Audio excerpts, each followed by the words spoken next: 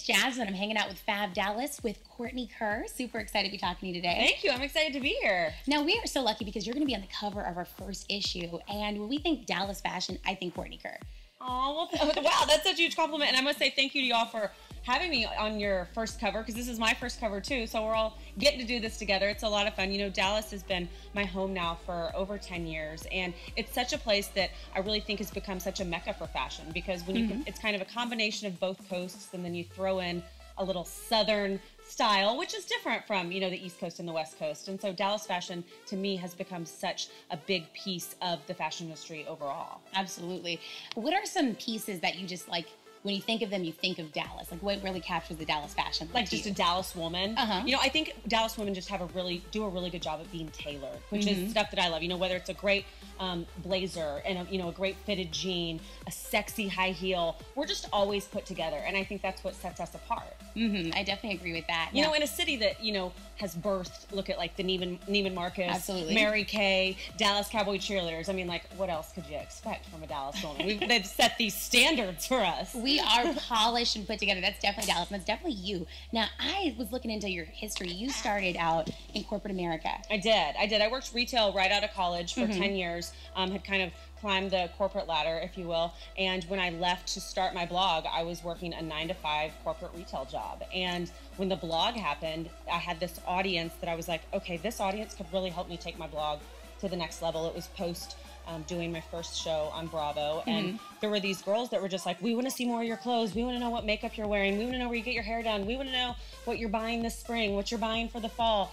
And it was like, oh, okay, let's leave this job and start this blog. And it was definitely a leap of faith, I will say.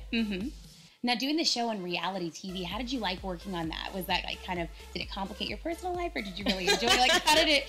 I'm not saying most people are going to go, reality TV is great for your personal life. You know, the first show I did on Bravo was Most Eligible Dallas. That was back in 2011. I had just gone through probably the worst breakup of my entire life. And so most people would go, oh, putting on a mic pack and like having cameras follow you around for 10 weeks is probably not the best idea. But for me, it was something just to keep me busy and keep me sidetracked from my heartbreak. And it ended up opening so many doors. You know, I look at that breakup now and think, wow, if I hadn't had, you know, taken that opportunity, then the blog, it wouldn't be here. You know, that blog was built off of the audience from Bravo. And so I have essentially Bravo to thank for that. That's awesome. It's like whatever you were a part of, like when you were on KTXT with the broadcast, you are that spice. Oh, thank you. You add that something extra to make it really interesting. And my mother will say I've been like that since I could speak. Really, just always been something else? Oh, there was always a comment, had to get the last word in. I would throw temper tantrums if I didn't like the outfit she picked out for me. Oh my gosh. I would fight her to get my hair a certain way, or that I wanted to wear certain socks that had ruffles on them and certain bloomers under my dress. I was very opinionated, and, you know, 33 years later, not a darn thing has changed. But it's helped you build this empire of like your media, your fashion, all these great things. So what's next? What's the next big thing that you're working on? You know, it's always, you know, people ask me that all the time, and I am getting better at thinking of like, what's happening in a year, what's happening in 3 years, where does the Courtney Kerr brand go? You know, now it's been focusing on the radio show, which I'm doing with KBIL every day, which gets a little saucy, it gets a little racy. You guys are so fun to listen to. It's this, well, thank you. It's like listening in on these two best friends. It's girl talk, it's fun, and then music sandwich in there. It is. I say it's like Sex and the City meets Top 40 meets Howard Stern for women. But that's a lot of fun. But as far as the fashion piece is concerned, you know, continuing to build the blog. You know, what does the blog look like 10 years from now? I always say I'm not going to be 45 and still being like, here's where I got my shirt and here's where I got my shoes. How does that blog transition? And so right now I'm working on rebranding my site, which it's going to be branded under a fun name, which is going to be called Currently, which is a take off my last name. Yeah. So Kerrently. So it's going to be Currently by Courtney Kerr. And hopefully that'll open up some lifestyle options, you know, currently wearing, currently traveling, currently decorating, currently cooking, currently buying, currently reading. Basically any adjective you can put currently in front of, you know, that'll open up where the site can eventually go more lifestyle than just the traditional outfit post, which is what it's been for 4 years now.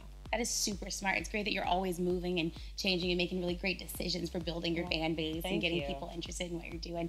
Now, I love what you're wearing now. They were fashion blogs. We got to talk about it. Okay. So this is like a cute casual look for you. What do you? This is just another Tuesday. Oh, really? I love I'm wearing these shoes are about 5 years old from ASOS, and I can't get rid of them. I love them. I would buy them in every color. My jeans are just like a boyfriend distressed jeans from Express. I'm one of Express's brand ambassadors, which I used to wear Express when I was in high school, and now they've totally rebranded their company and are going, you know, really into better denim, better quality pieces, and trying to appeal to that girl that loved them in high school and has kind of grown into this corporate woman. And then the top I got on super sale at Shopbop. It's by Clover Canyon. So yeah, it's so hot outside. I mean, I don't even know what to wear right now. If I could walk around naked, I would. It's absolutely insane. Like you just look out the window and you're like, I'm gonna melt. I don't know what to do. Nothing. Your makeup's not gonna stay on. My hair's in a ponytail. It's like little clothing as possible without looking like a hooker. Oh my gosh, that is so funny. Well, I love watching you. I love seeing what you're doing and love your fashion, things like that. And we're gonna love seeing you in our cover spreads. I'm so excited about it because it's something different than anything I've ever done. You know, the blog is definitely what I wear on a day-to-day basis, whereas the cover shoot was something that was totally different. You know, I was hanging from ladders and wearing fur in 90-degree weather, so definitely not. It wasn't a normal Monday. Oh, you were a trooper because you look absolutely stunning on there. I would not think that you were just melting away in the fur coat. Dripping. There were like layers of sweat, but you know, all for the sake of fashion, right? That is awesome. Well, thank you so much for chatting with us and being a part of our magazine. Thank you for having me. Super awesome to have you. With FAB Dallas TV, I'm Jasmine Ellis.